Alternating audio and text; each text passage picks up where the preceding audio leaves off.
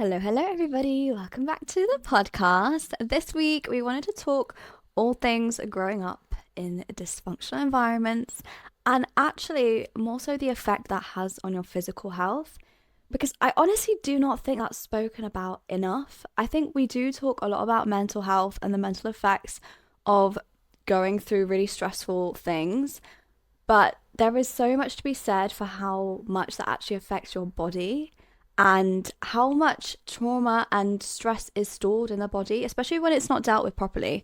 So, we wanted to talk about how that can happen and also like the things that we can do to resolve that. Because I also think within the South Asian community, physical health it's not really seen as something that's that important, which is crazy to think. And it's just not put on the priority list. And it's not something that I think a lot of us grow up thinking is important to us, even though we know that it is. It's just not something that anyone in your household, or it's just not like a healthy habit that's formed from a young age for a lot of people. So, Dev, I know you are officially, I'm going to call you a gym girly and you are definitely a fitness queen. So I want to start with you in terms of like your journey from, I don't know, growing up in a stressful environment and that impact on your physical health and how you've found your relationship with actually working on your physical health as well growing up, because that is a process all in itself. Yeah, process with a capital P. But I honored to be titled gym girly by you. I think that's definitely helped me accept that I actually am a gym girl. And also encapsulated in the fact that I find it hard to even identify as someone who cares about their physical fitness and stuff like that is because of growing up in a dysfunctional household. And I think when you grow up in a dysfunctional household, I think the key thing that happens is that you do not have a stable sense of self-trust and you don't have a stable sense of like self-worth. And those two things, I think, are like a really deep-rooted cause of a lack of those fundamental self-care habits and also a lack of respect for those habits and what they can actually do for you. And I'm absolutely not going to dismiss how as a culture, we just have a really weird relationship with physical health and fitness as a whole. And I want to caveat this with the fact that I think that statement that I said, that is also very general, by the way, and sweeping statement, I think it applies mostly to first and second generation, like families or immigrants. And I say that because people I've met who are not in those categories, so if their grandparents came here and their parents were actually born here and raised here, and also, again, sweeping generalized statement because this does not apply to everyone, but I feel like a lot of my friends who, they're like their grandparents are the ones who came here.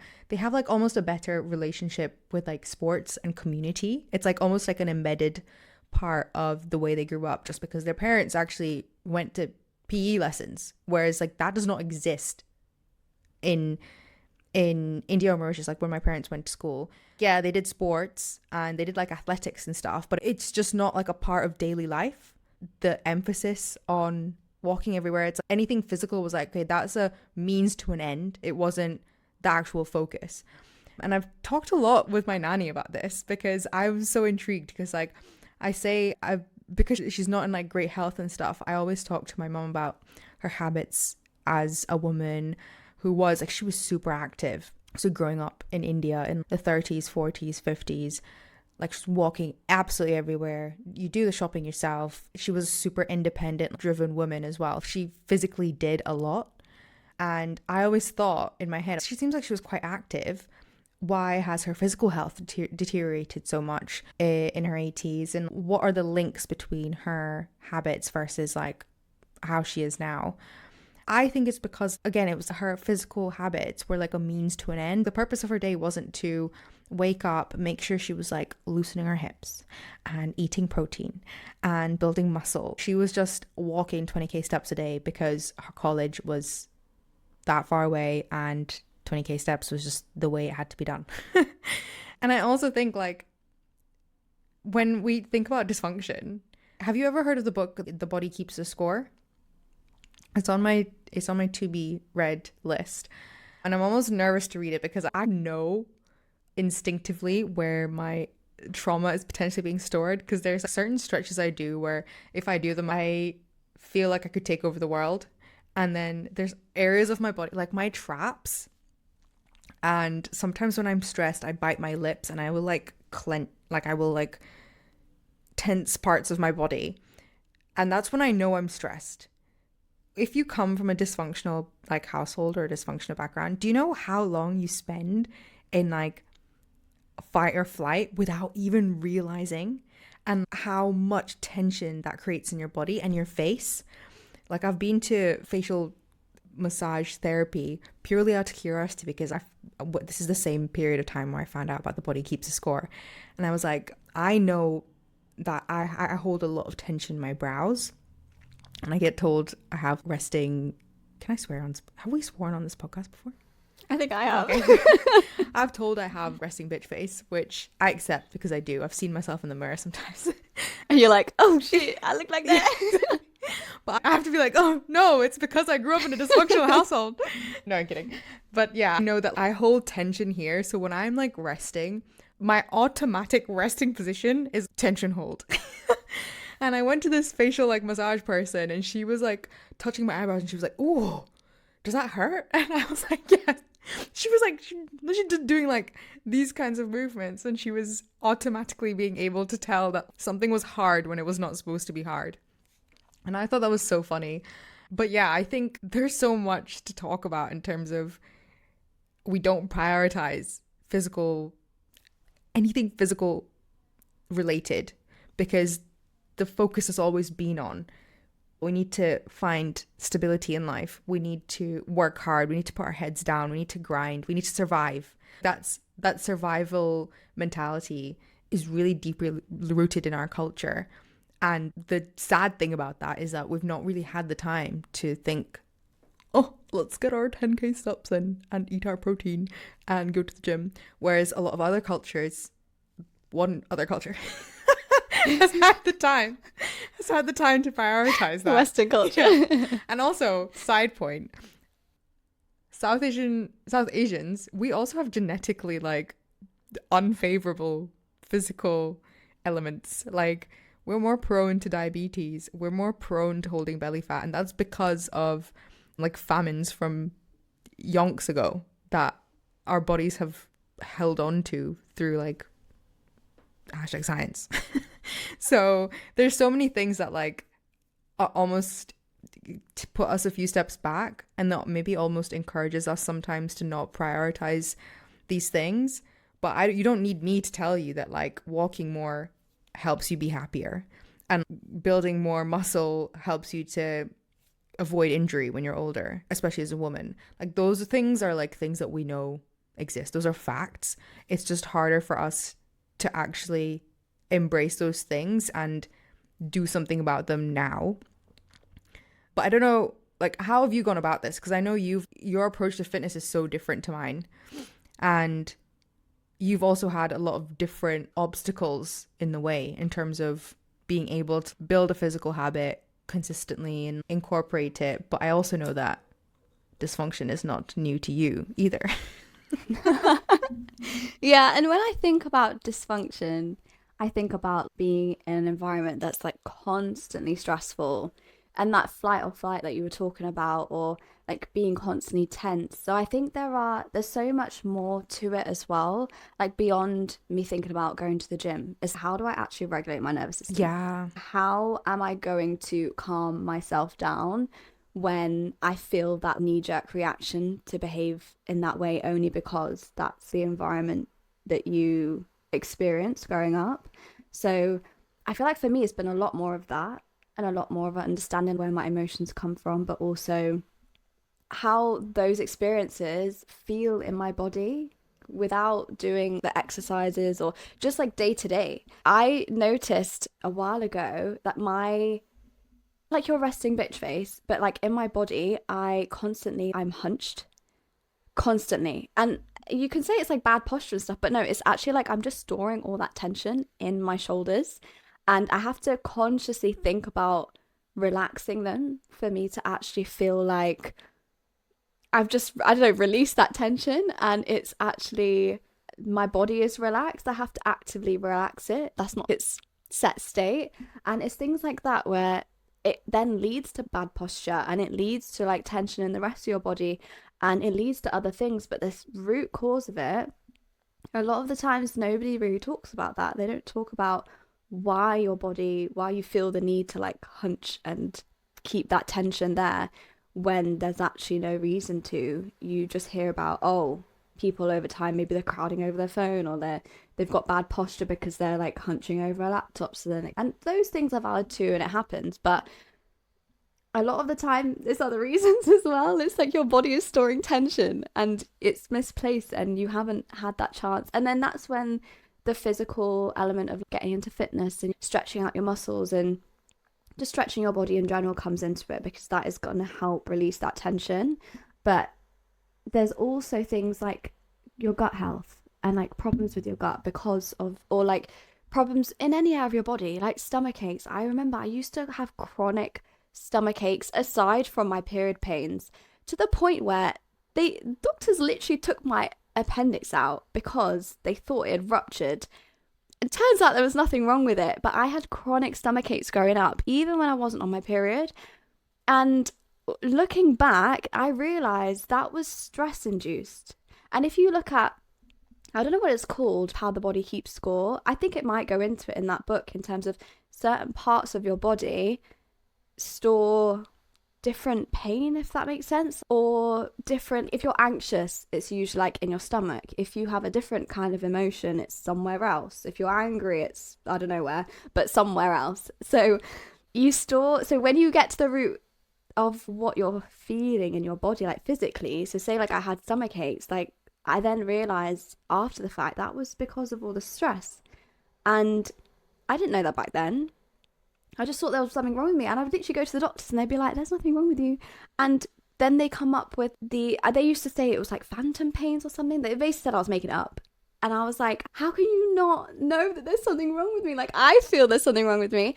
And I went through that a lot growing up, which really affected me, because then you almost start thinking you're crazy. Like, you're in so much pain. Your body is literally like shutting down on you. And not even doctors can figure out why or what's going on. But it is that other side of things that they don't really look into, is all that like stress and that tension stored in your body over years and years of going through that dysfunction, going through the constant like fight or flight. Did I say flight twice then? Fight or flight. Yeah, your body is like constantly going through that for so long that this is its way of protecting itself.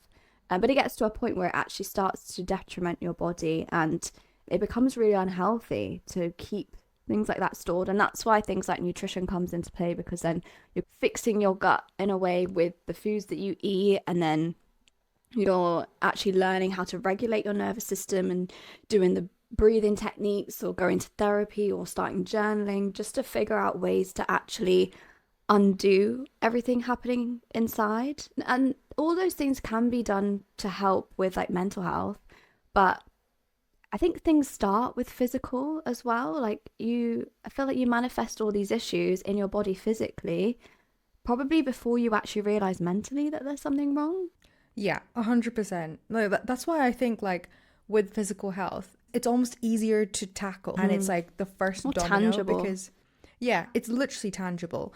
Like you could literally go for a walk, feel the benefit, keep going for walks, keep feeling these benefits, and then suddenly in 5 years you're a different person. You stand up a bit taller and you no longer have a hunchback. And honestly, that's what I've gone through as well. And I want to go back to what you said about hunching, because that was such a huge insecurity of mine for ages, because my parents always used to comment like, stop hunching in like photos. They'd always tell me like, back straight. And I've had friends, if I'm chatting to friends, there's this one friend of mine, and I was talking to her, and she just looked at me and pushed my back, and I felt mortified at the time, because I was like, oh my, does it bother you that I'm hunching? And at my prom in high school, I got made fun of a lot, because in all the pictures I did like that. and put my hand on my hip and I stuck my back out. And I was just trying not to hunch Oh, in the Des. pictures, but I overdid it. Yeah. Not in a bad way. It was like my friends just poking fun.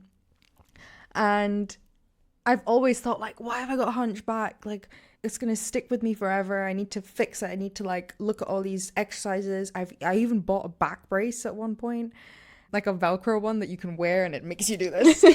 I've seen those. And I don't know what it must have been. It must have been like a podcast or an Instagram post or something on social media where someone was just talking about confidence and the link between like confidence and your ability basically to show your chest.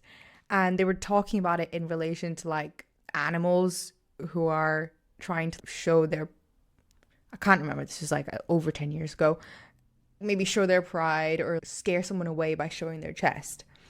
And something clicked in my brain where I was like, I'm scared. I don't like now I'm better at it, but when I was younger, I didn't like taking up space in a room.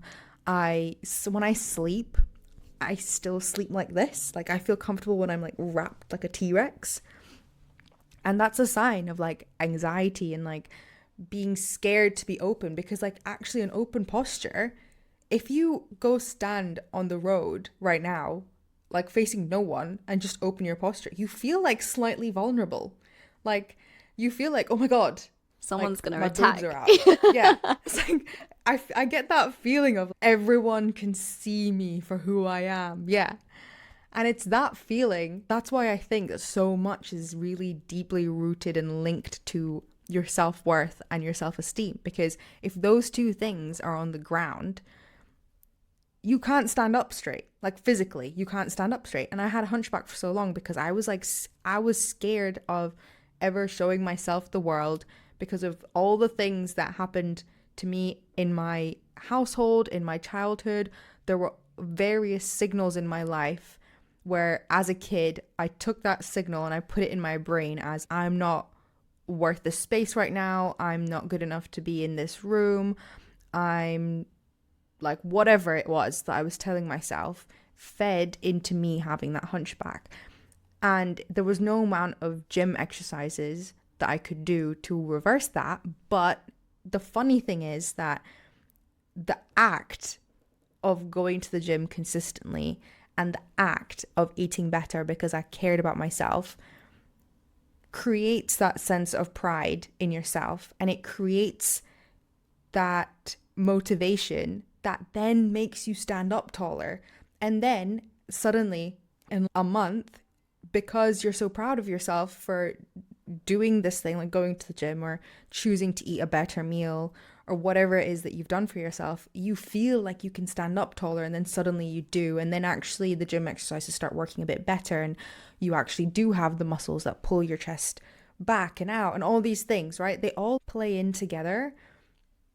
But the physical thing is that one domino that is the hardest to knock over, but is also at the same time the easiest. Because it's harder to go to therapy for a year consistently than to actually just go for a walk. And like I always come back to the walk because the walk is, I feel like it's the most physical and like life-changing thing you can do because it's so accessible. And I'm obviously, again, I'm generalizing because you have to be able to walk. When you brought up sleep, I wondered if you knew that there are certain like sleeping positions. Like, you can analyze the way that you sleep, and that'll tell you if you're storing stress.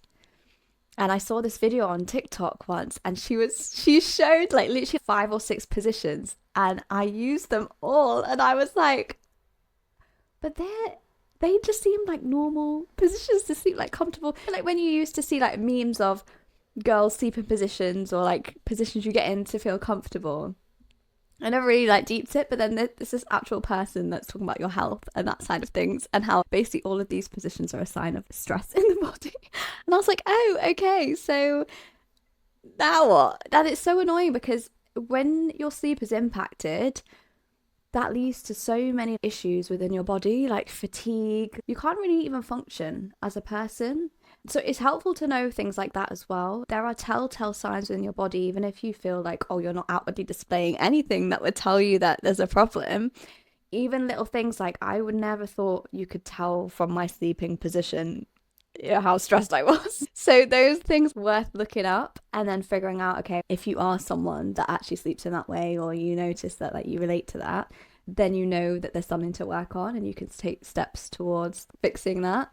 Because the longer that you leave those things untouched, or you just don't take heed of it, or you don't even know that it's going on, it's just going to get progressively worse. If you didn't actually realize, and maybe it was a good thing in hindsight that, for example, my parents also always pointed out my hunchback, or just me constantly being hunched over. And I think if I didn't really pay attention to it or worry about it, I wouldn't actively try myself to stop that. Because obviously, when you know something's wrong, then you figure out, okay, why is it happening and what can I do to fix it? And then it takes you down that rabbit hole of actually understanding just more about your body and understanding how to fix things and be your healthiest version of you. I would say to anyone listening, it is annoying. It's so annoying getting these comments by whoever it is of just little things that people pick up on sometimes. And I think physical things, symptoms of going through something are always things that other people are actually going to notice. They're not going to notice what's in your head. They're going to notice what you're visibly displaying. And that'll often come in the form of whatever physical symptom you have from like stored stress or trauma in your body. But if they are picking up on that, then it's a sign that it's something that you should also look into yourself. So I think that's a good thing you flagged, because I think a lot of the time, and I think definitely growing up for me, I would always be really hurt or annoyed. And it also depends how people bring it up, like their tone and their intentions as well. But I'd just always be annoyed and felt like I'm being picked at for not being perfect and not doing things right. But I do also think that even though that situation or the people you were around were the cause of whatever it is, like that symptom, it's still always worth digging a bit deeper and actually acknowledging what's being said, because then you're on a quicker journey to figuring out how to correct that for yourself and put yourself in the best space physically as well as mentally and all the rest. And that's something I never really considered until my late 20s, because as everyone says, your physical health is so important, but nobody really talks about it beyond going to the gym and making sure you're doing your walking and stuff. But if you don't understand why you're doing that, it feels a bit meaningless, and it's easier then to just not and just push it to the side. But if you know that there's actual stress within your body and things that you've kept in and it's got nowhere to go and it's just stored in there and it's making you really unhealthy physically, but then that's also contributing to you being really unhealthy mentally, that gives you a bit more motivation to be like, actually, I need to get myself to the gym. I need to get myself on a walking pad. I need to get myself in fresh air. I need to drink that glass of water. Like, it has a domino effect on your motivation to do all those things. Because I, for one, like you mentioned, my fitness journey has been very up and down and not as consistent as yours, because I always struggled with that motivation to keep at it, because it's not something that's been inbuilt. It's not a routine that I've always had. It's not been something that's been a priority, like we mentioned at the beginning of the episode. So when there's something that's not inherently built within you for you to just focus on and see as a priority, it is so easy to just let it slip by and prioritize other things that you've always prioritized. But I think what helps is understanding your body more and understanding the importance of doing those things, which will then in turn make you feel like even if you don't want to do those things, or you feel like you can take a day off and you can do it tomorrow, remembering that actually your body is really being negatively impacted by these things that weren't in your control, but now you have the control, you're much more inclined to go ahead and fix it yourself. And I feel like this knowledge is power at the end of the day. And I feel like the more knowledge you have on all these things, the more decisions that you can make and the more motivation you have to keep consistent. So recently, I think I've got again back into the swing of going to the gym more regularly, and I actually enjoy it now because I know that it's benefiting my body. I think before I was a bit like, I didn't know my purpose, because a lot of people go to the gym, for example, for different things. Like they want to build a butt, or they want to have bigger muscles, or I don't know, they just want to do cardio and just get fitter. And it's all of that was meaningless to me. I didn't care. I didn't really care about any of that stuff. I didn't want muscles, and I don't know I want it. So I was a bit like, why am I going to the gym? Like it feels pointless to me. But now my basis for going to the gym is like releasing whatever is stored in my body. As long as I'm moving my body, it's going to get released. And that's all it comes down to for me. It's not even, and it's just more of a, I'm just going to do it. So then my body actually feels like it can let go of whatever it's storing. And it's a bit of a reset. Yeah, yeah. Stop keeping the score. Exactly. So it's more of like a reset for me rather than, oh, I'm trying to build these muscles and I'm trying to get extra weights done and all this stuff that used to really intimidate me because I was like, if that's what the gym is for, then I'm not going. Yeah, I really like the fact that you've mentioned that it's in your control to actually make a decision that's better for yourself. And I also really the fact that you've pointed out that it's important to actually have a purpose behind why you're choosing to do anything related to your physical health and making that reason really deep. Like it may feel cringy and it may feel like silly, but what you're doing is getting out of your head and into your body and allowing all of these, anything that the body could hold to just not do that. Because I think it's like that book and everything I've learned so much about the way the body stores trauma, like mental trauma, is the fact that the body will do that because it's like a safety mechanism and it's easier to do that, but it's not impossible to get all of the trauma out of your body and then process it in an active way later on. So I think it's really nice to like just remind everyone listening that like you actually do have the power to just go and do something about your like whatever it is you've gone through. You have it within you to actually start making those little moves, start knocking over the domino one by one to actually one day get to a better place and make that reason why you're doing it like super deeply rooted. And like mine is super deeply rooted to my sense of self-worth and like really building that up and like making sure that I really respect myself, and that's why I go to the gym. And like that mindset really gets me through like really funny moments in my life. Like when I'm in the gym and I find one rep really hard, or like I'm really pushing myself on something and I'm struggling, in my head I'm like, if I can do this, I can do anything. I'm unstoppable. So, like honestly, and that energy does translate to other things. Like when things get difficult in your life, you're going to be able to remind yourself that like you can get through it. It builds mental resilience. It builds like that real willfulness to not give up. And I think as someone who's come from a dysfunctional background, who's come from like depression and like low self-worth, I think building that within yourself is just so important because life is just so unpredictable. You don't know how many like crap things are going to happen. You don't know how many good things are going to happen, but you want to know that you can count on yourself to get through them and come out the other side and feel good about life in a way that you choose to. And it just comes back down to that like choice. And I really didn't think an episode on physical health was going to make me get so deep, but there we go. It's a first for everything. But it's so what you're saying is it doesn't even come down to, okay, so you've gone through dysfunction and that has created a lot of issues in your body, but that's not to say that there won't be things coming up in the future that will make things difficult for you. You might get thrown more trauma, go through a lot of stress. Like that's just part of life. So even if you are someone that didn't go through dysfunction growing up and have those responses and that stress and those like difficult physical symptoms as a result of that, doesn't mean that can't come later in life, which then means you still need to have that foundation of knowing how to deal with it. And those habits and things, if you have them in place already, it'll just make it that much easier for you to actually overcome those things, both physically and mentally. Because as much as we talk about mental health these days, I almost feel like we forget the physical now a little bit more. Yeah, we definitely do. Culturally, we 100% Yeah, do. we have from the start. Culturally, it's never been a consideration. Full stop. Not even a thing. And see what you said earlier as well about it's actually so much harder to build physical habits in your adult life.